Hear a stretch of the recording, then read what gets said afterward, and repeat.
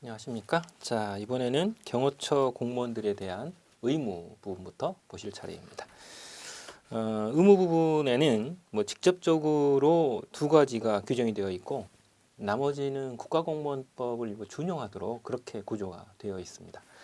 먼저 의무 중에 첫 번째가 가장 중요한 것 중에 하나가 이 비밀엄수이죠. 비밀엄수문은 꼭 경호공무원뿐만 아니라 사실은 국가공무원법에도 있긴 있습니다. 그러나 여기서는 비밀엄수 의무에 대한 법정형이나 이런 부분들이 좀 강화가 된 그런 상태입니다. 그래서 내용을 보시면요. 동그라미 1번 소속 공무원 그랬어요. 이 소속 공무원 안에 괄호가 있는데 이게 이제 문제거리예요. 퇴직한 사람과 원소속 기관에 복귀한 사람을 포함하는 것으로 되어 있어요. 앞에서 말씀드렸다시피 이 경호처는 경호처 소속인 공무원들도 물론 있습니다. 그런데 경찰청이나 검찰청이나 국정원이나 이런 데에서 파견 온 그런 공무원들이 꽤 있어요.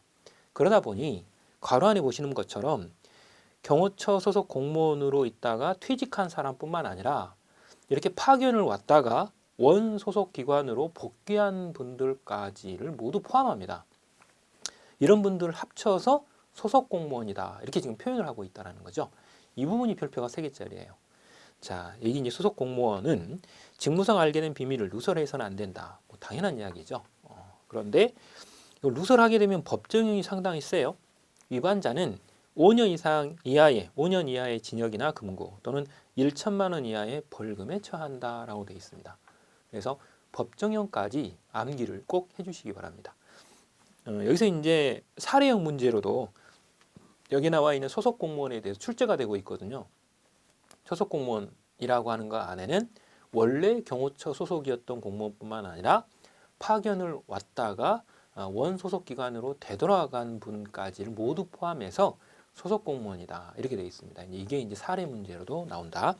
그다음 동그라미 2번 소속 공무원은 경호처의 직무와 관련된 사항을 발견하거나 그 밖의 방법으로 공표하려면 미리 처장의 허가를 받아야 한다라고 되어 있습니다.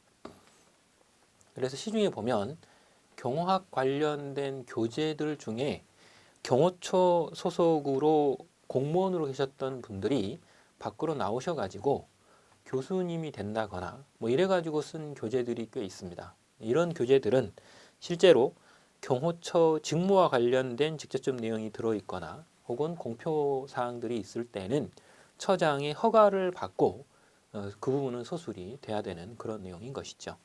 문제는 이것에 위반이 되면 2년 이하의 징역이나 금고 또는 500만 원 이하의 벌금에 처한다라고 하는 조문으로 구성이 돼 있어요. 그래서 이 비밀 엄수 의무에는 그 두 가지 형태로 규정이 되어 있죠. 이거 둘 다 별표가 3개짜리입니다. 꼭 암기를 좀 해주시기 바랍니다. 그 다음 쌍가루 2번 직권남용 금지죠. 직권남용은 말 그대로 소속 공무원이 직권을 남용했을 때의 문제입니다.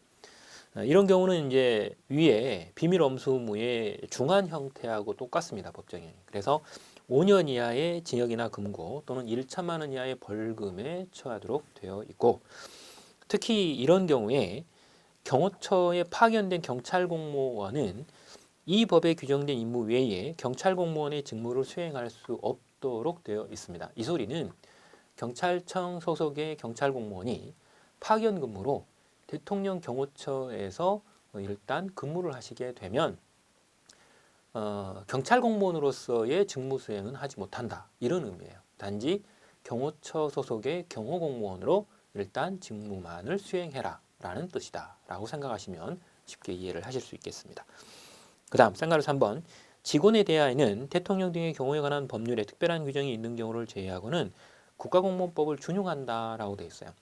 즉 국가공무원법에도 그 밑에 박스에 제가 추가를 시켜 놓은 것처럼 의무가 굉장히 많습니다. 그런데 이 의무를 기본적으로 준용을 한다라는 뜻이에요. 어차피 여기에 나와 있는 대통령 경호처의 공무원들은 기본 베이스는 국가공무원입니다. 그렇죠? 자, 그렇기 때문에 국가공무원법상의 의무를 기본적으로 다 준수는 기본적으로 해라 라는 뜻이에요.